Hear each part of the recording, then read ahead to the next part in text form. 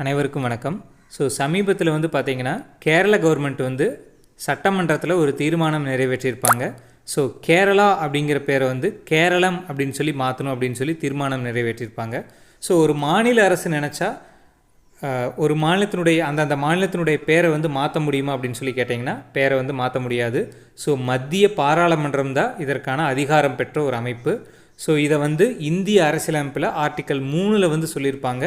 எந்த ஒரு மாநிலத்தினுடைய பேரை மாற்றணுன்னாலோ அல்லது எல்லையை மாற்றணுன்னாலோ மாநிலத்தை பிரிக்கணுன்னாலோ இணைக்கணுன்னால தான் அது மத்திய பாராளுமன்றத்திற்கு தான் அதிகாரம் கொடுத்துருக்குறாங்க நம்ம இந்திய அரசியலமைப்பில்.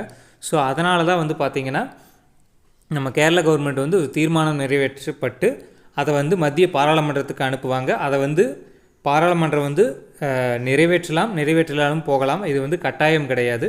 இது ஆர்டிக்கல் 3 இதை பற்றி சொல்லியிருப்பாங்க. பகுதி 1 பார்த்திங்கன்னா இதற்கு